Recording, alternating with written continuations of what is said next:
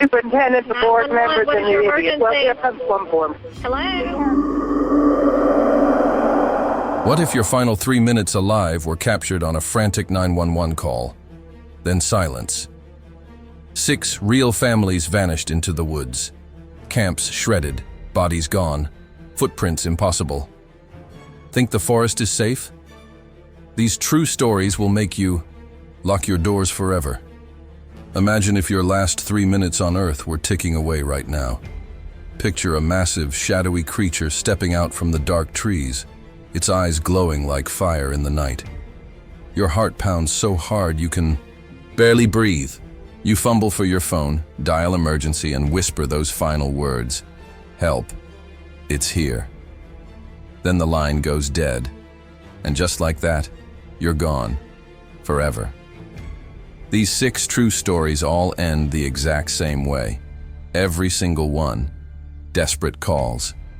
That cut off at exactly 3 minutes. Campsites torn to pieces like they were made of paper. Evidence that makes no sense whatsoever.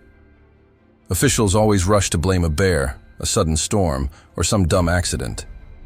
But when you look closer, nothing adds up. Bodies disappear without a single drop of blood leading away. Footprints show up in places where no animal could possibly walk. The few survivors who make it out alive huddle in the corners of their homes, whispering about those glowing eyes staring from the blackness of the woods. You love camping under the stars? Hiking deep into the forest alone? Think the wilderness is your safe, peaceful escape? You're wrong. Dead wrong.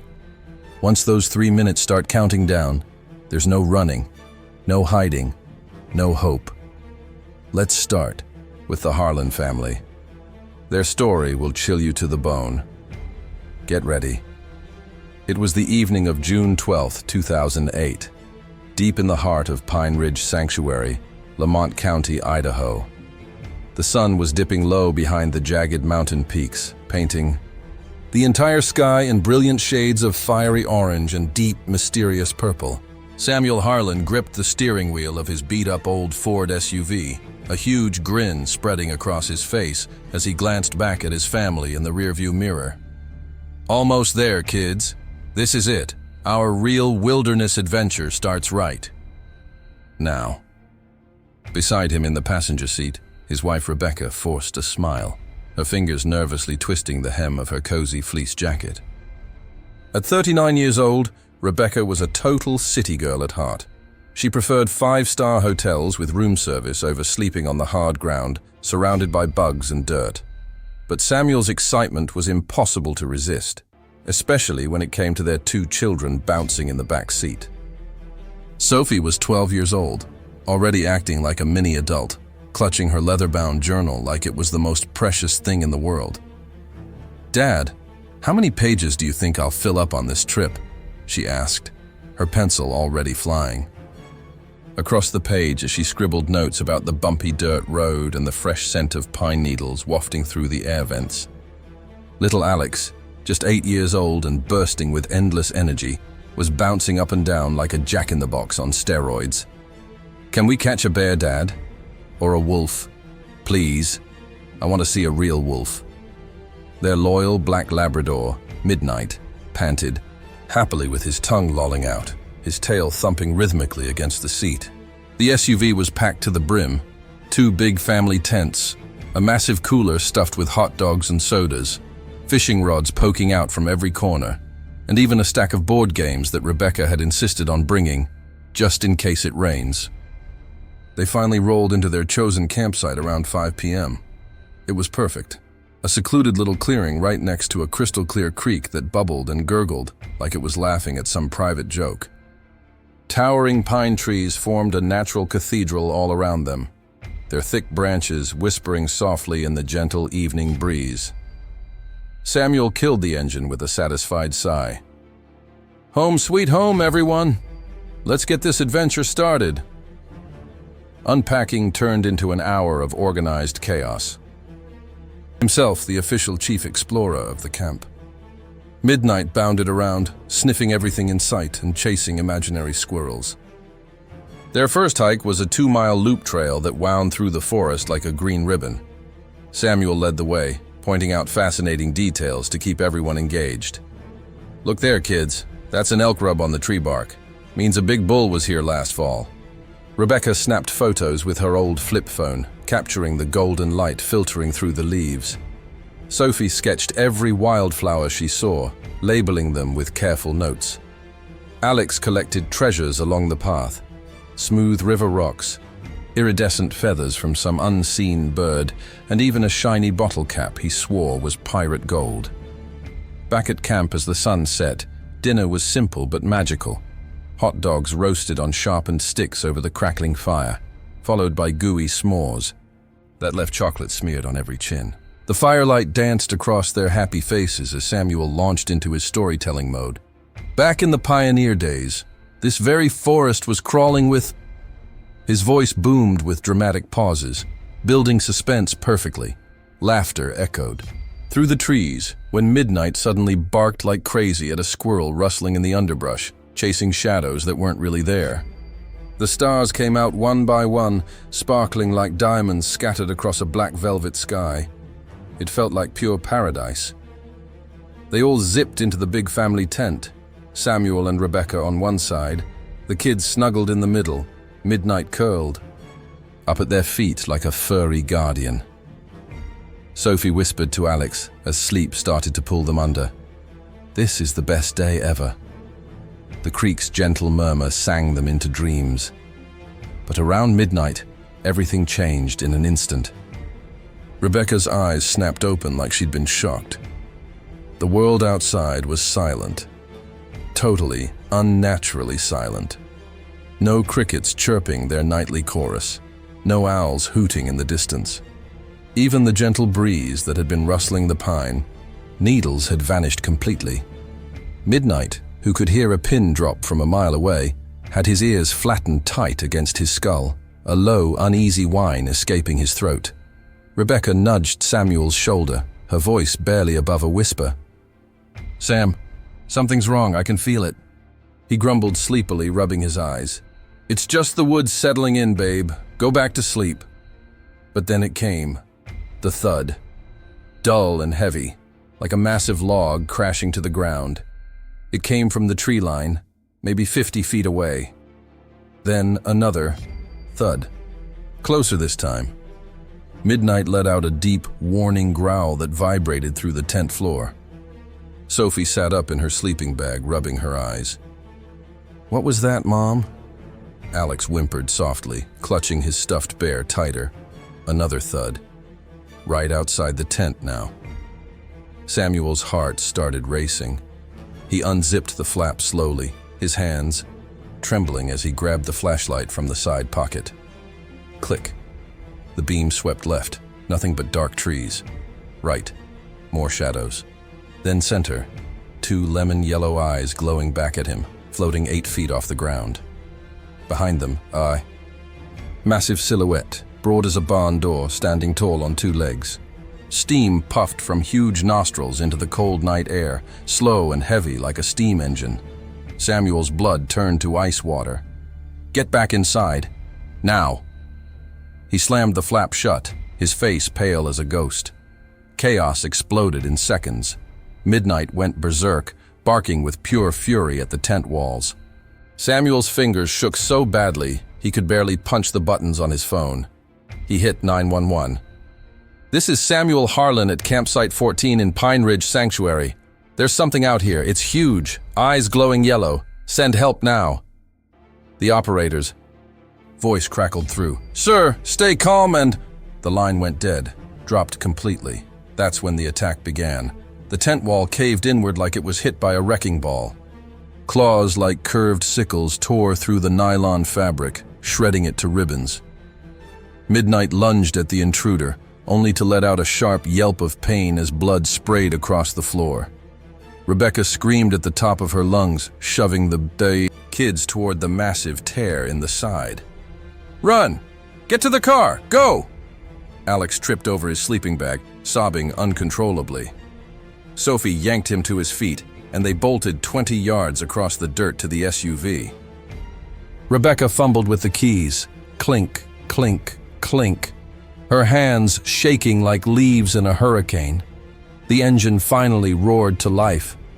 She slammed the doors and hit the locks just as something massive hit the hood. Boom! The whole car rocked, violently like it was in an earthquake. The headlights caught a glimpse, a fur-covered arm thicker than a tree trunk, with a hand bigger than a dinner plate slamming down right in front of them.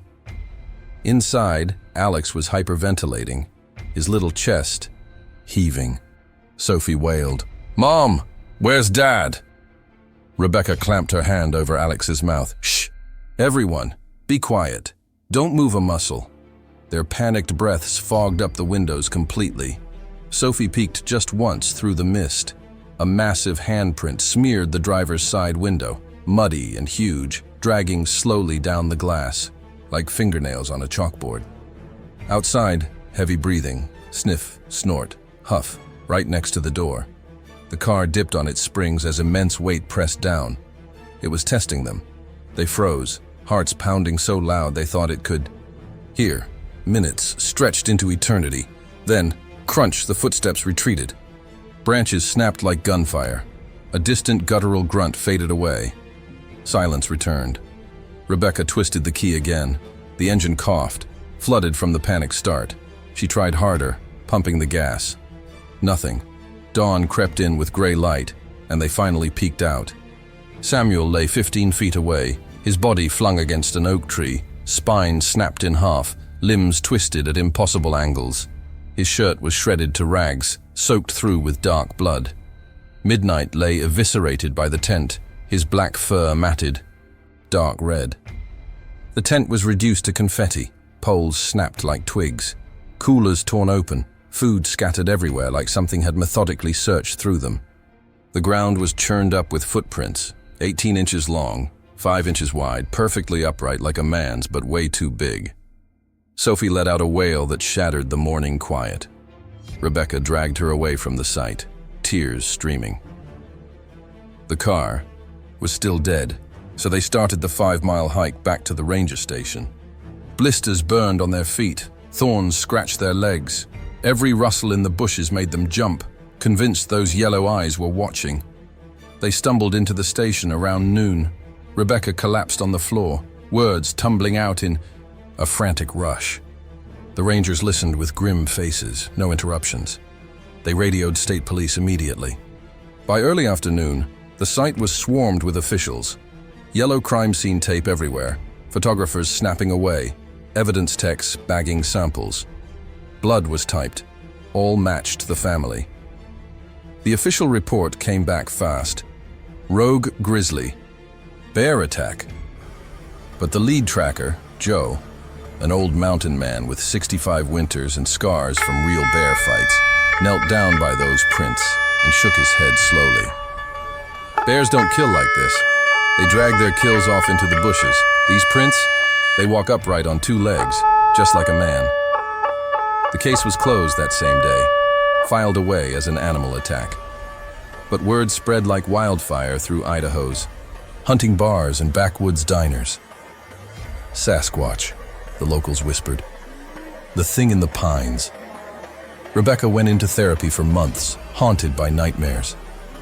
Sophie locked her journals away and never wrote about nature again. On quiet nights when the wind howls through the trees, Sophie swears she can still hear those heavy footsteps circling outside her window. And deep in Pine Ridge Sanctuary, those massive footprints fade into the underbrush every year, like the creature is just stepping aside, waiting patiently for the next family to arrive with their tents and their dreams. Now let's shift to the next story, March 17th, 1974. Way out in the core of Shadow Glen Reserve, Arkansas, dawn was breaking and a thick mist clung to the ground like ghostly spider webs draping the forest floor. Elias Grant, 58 years old with a salt and pepper beard that reached his chest, slung his trusty rifle over his shoulder and stepped out from his truck. He'd been hunting these woods for 30 straight years, knew every hollow, every ridge, every game trail like the back of his calloused hand. Wolves, cougars, grizzlies. Nothing fazed Elias. And those old Bigfoot yarns the locals told around campfires? He dismissed them as drunk talk from city boys who couldn't tell a deer track from a cow pie. Today, he was after an 8-point buck he'd spotted the week before. The trail was as familiar as his own driveway. Dew soaked through his boots, making his socks squish with every step. He followed fresh deer prints, crisp and clear in the soft mud. But as he pushed deeper, the air started to feel thick, heavy, like the trees themselves were holding their breath. The birds went quiet. No songs, no chatter. By noon, Elias reached a lazy stream winding through the reserve. The mud along the bank was soft and fresh.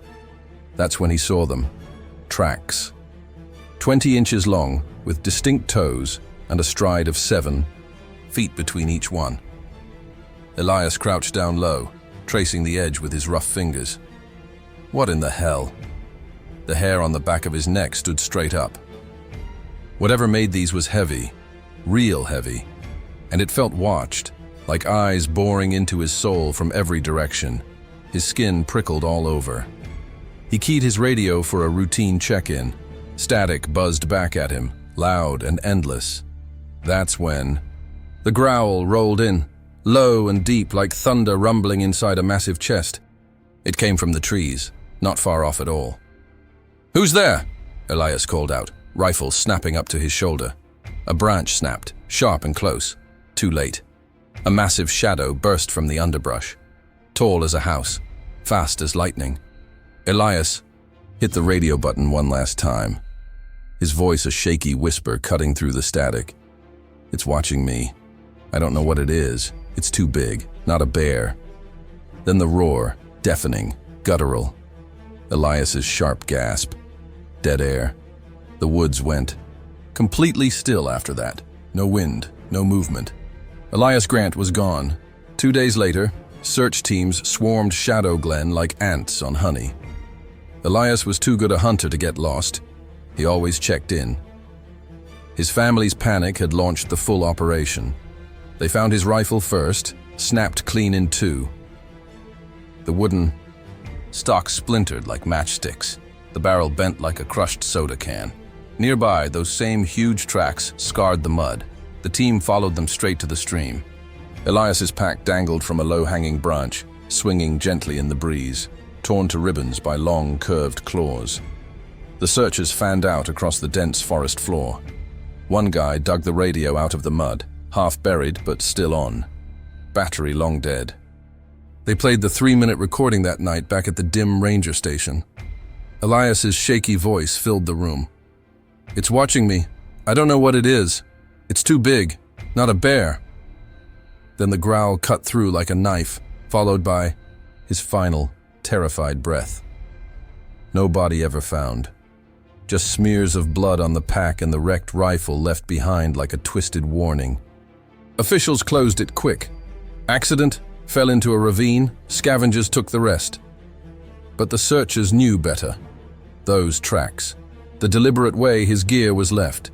Hunters in town boycotted the deep woods after that. Rangers shut down the remote trails, citing landslides and dangerous ground.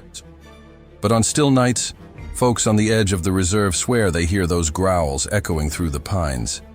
Whatever watched Elias from those trees that day, it's still out there. Still waiting.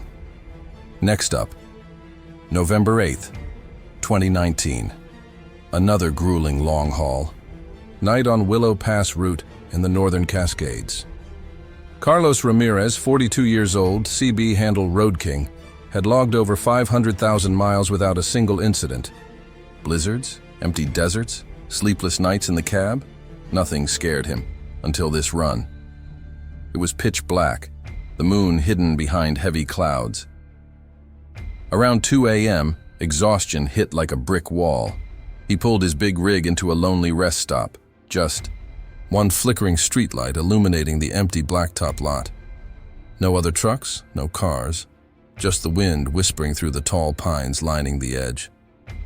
Carlos stepped out, stretched his aching arms overhead, and headed for the vending machine hoping for a hot coffee. The thing buzzed but spat out nothing. Frustrated, he leaned against the hood of his truck and checked his phone. 2:09 a.m. Then, The thud, heavy and low, coming from behind the trailer. Carlos froze, every muscle tensing. He turned slowly, peering into the dark tree line. The weak light barely reached it. Second thud. Closer. His gut twisted into a tight knot. Carlos wasn't the jumpy type. He'd seen drifters hitchhiking at midnight, deer crossing the road, even weird shadows lurking too close to the shoulder.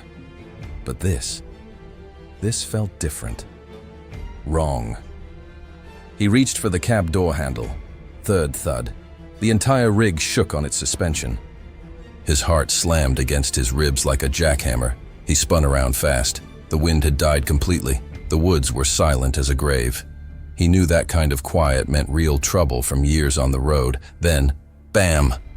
Something slammed into the side of the truck with bone-crushing force. The rig rocked like a boat in a hurricane, metal groaning in protest. Carlos stumbled back, his breath caught in his throat. He yanked out his phone and dialed 911. It rang once. The dispatcher picked up. "Something's out here. It's huge. It's coming for me." The cab door ripped clean off its hinges with a screech of tearing metal. Carlos's voice cut off at exactly 3 minutes. The lot went dead quiet again. Just the soft hum of the truck's engine idling, no driver behind the wheel. The trees swayed lazily in the faint breeze. Headlights cast weak beams across the asphalt. The cab door lay twisted and crumpled 20 feet away, like it had been pulled apart by a hydraulic press. At 2:12 a.m., the security camera caught it all. The truck shaking violently, then sudden blackout. Just a tall shadow, 9 feet high, sliding past the edge of the frame. Sunrise brought state cops racing to the scene on an abandoned truck call. Carlos was gone. His phone lay on the ground, screen shattered, smeared with dark blood. The last call log showed exactly 3 minutes ending in static. Cops poked around the wreckage. The driver's seat was shredded to ribbons by deep claws. The dashboard smashed in with fist-sized dents. Giant handprints smeared the trailer's dusty side. No human could make marks that big. Nearby trees snapped clean off 10 feet up, like something incredibly strong had barreled through. No footprints leading away from the truck. They called it a robbery gone wrong. Multiple assailants, maybe. But no signs of a fight. No history of trouble for Carlos. He was clean as a whistle. Truckers on that route just shook their heads. They knew the stories about the wood ape lurking in the forests along Willow Pass. The rest stop turned into a ghost town after that. Drivers sped past even if they were dead on their feet, warning rookies, keep rolling, no matter what. Nights brought creepy tales, deep, chest-rumbling breaths in the darkness, pacing footsteps just beyond the reach of the light. Months later, one driver swore he saw it. A tall figure standing motionless at the tree line during a late-night pass. He floored the gas and never looked back. The case remains unsolved to this day. No body ever recovered. The truck got towed to a wreck yard. But every trucker on Willow Pass still warns, don't pull over. Whatever grabbed Carlos Ramirez that freezing night, it's still waiting for the next set of headlights to roll in. August 29, 1986. Boulder Ascent Study Reserve, Washington State. 4 top wildlife experts ventured deep into the woods to track bear migration patterns for a major conservation study. Dr. Robert Ellis, the lead biologist with over 20 years of grueling field experience under his belt. Sarah Jenkins, a young but brilliant specialist in predator behavior, sharp as a tack. Paul Reed, the tech guy responsible for setting up all the remote trail cameras. And Karen Lee, a dedicated grad, student specializing in wildlife tracking tech. They were loaded for a 2-week stay. Satellite radios for daily check-ins, full survival kits, weeks' worth of food, and cutting-edge equipment. Their camp was on a remote ridge, miles from the nearest road. Dense tree cover everywhere, sheer, cliffs dropping off sharp, unpredictable weather rolling in fast. It was ideal for science, but isolated from any help. The first 4 days went smooth as silk. They spotted several bears, tagged 3 for tracking collars. Data poured in. Then things shifted. Sarah noticed it first. The bears were acting spooked, restless. Tracks they followed ended abruptly, like the animals had bolted in terror mid-stride. At night, strange sounds echoed through the trees. Not the familiar grunts of bears, but something low and wet, unnervingly thick. Paul pulled footage from the trail cams on day 5. Half the files were corrupted or missing entirely. What was left showed something chilling.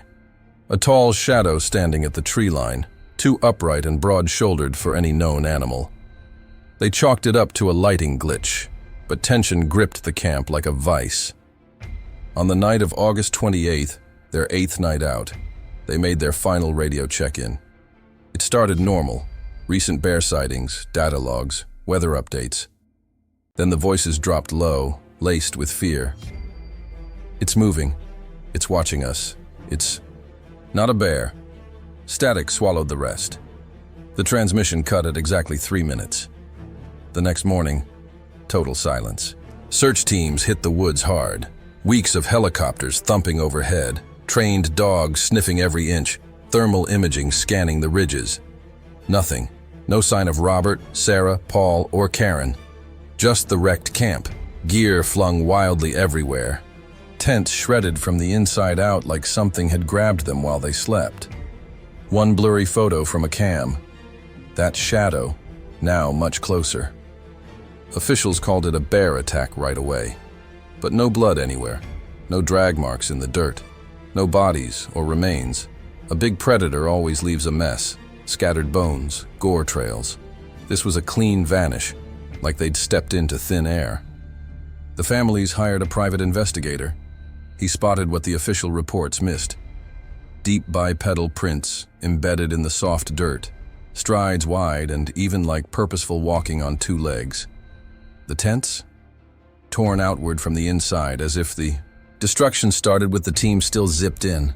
A week later, a park maintenance worker on the ridge heard slow, heavy breathing coming from the trees. He turned and saw a tall shape standing motionless between 2 trunks, just watching. It didn't move, just stared. The worker bolted and never returned to that trail. The case closed 2 months later. Tragic wildlife accident.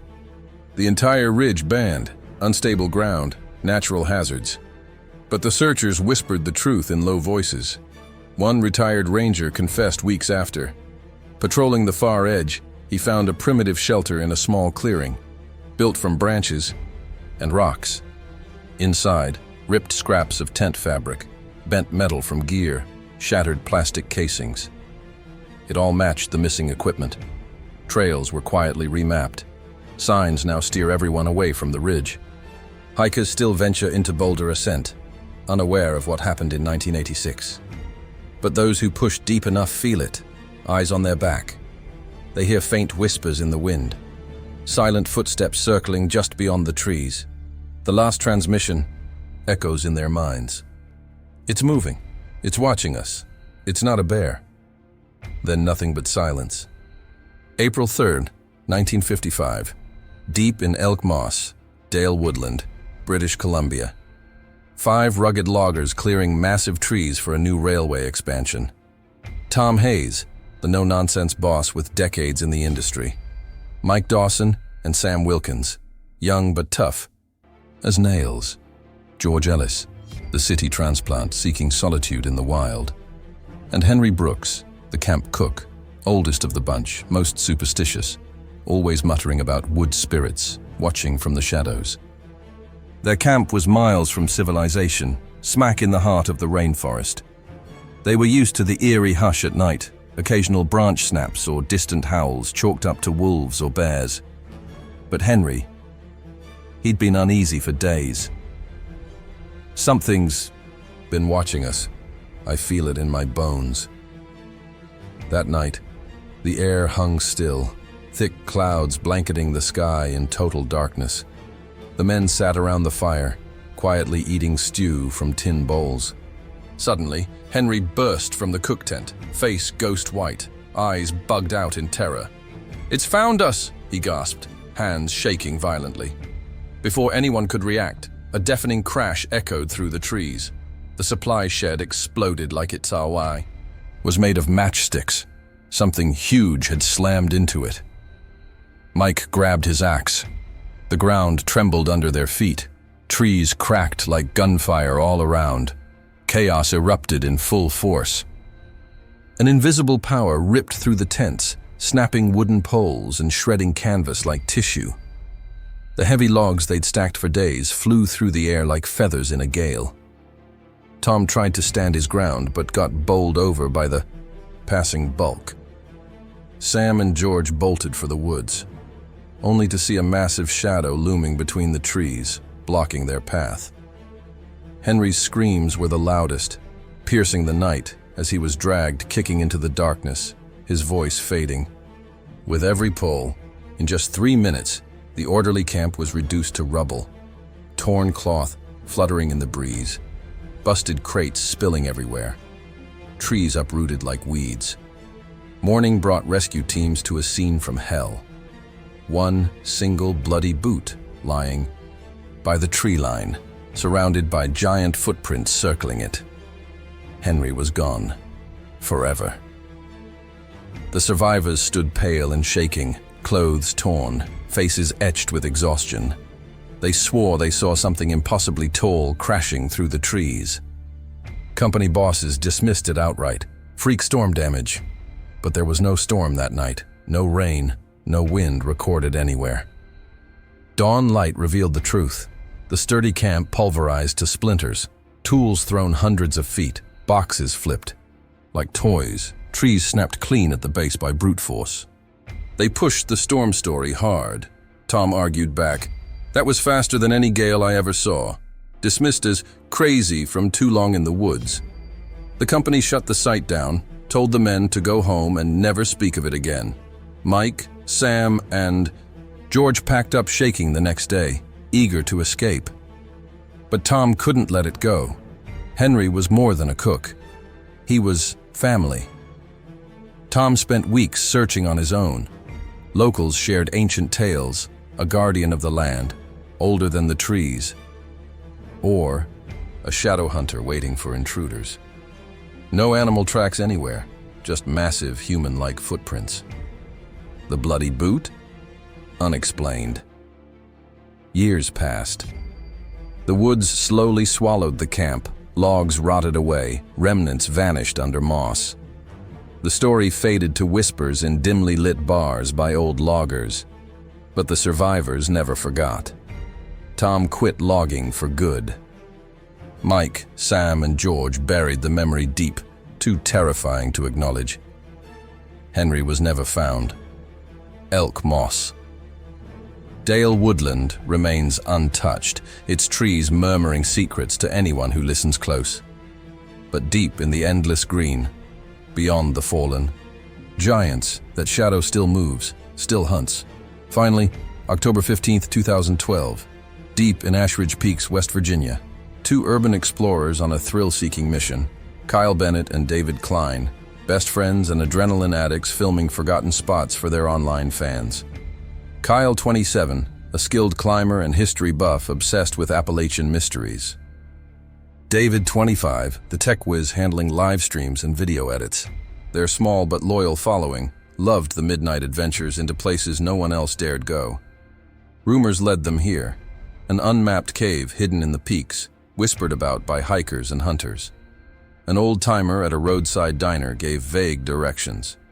They geared up, GPS unit, topo maps, headlamps, cameras rolling, and hit the trail. The hike started easy, fog rolling thick through the towering pines. They laughed it off on the live stream, chatting with viewers and answering questions as they pushed deeper. 4 hours in, they found it.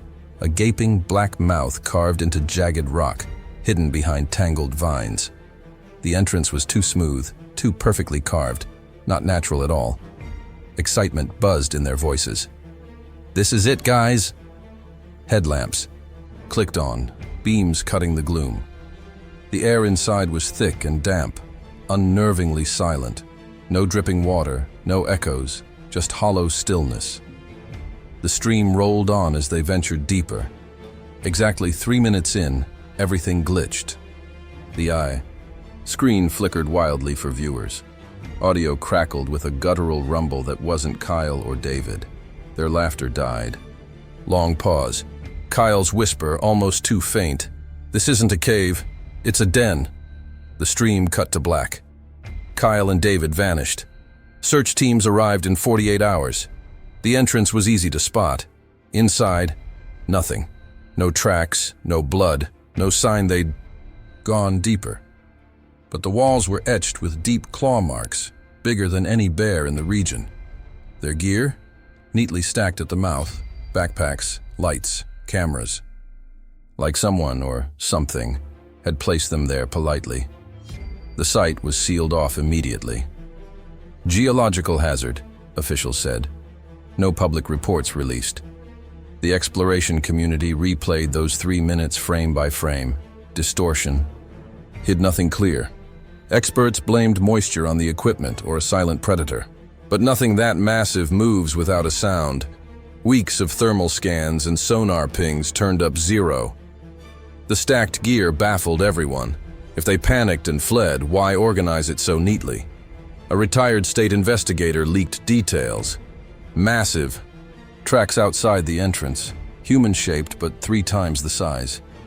He heard low, unnatural moans echoing from deep within. Locals reported oddities in the months after. Rhythmic breathing from the sealed cave mouth. Shadowy figures moving with unnatural gait at dusk.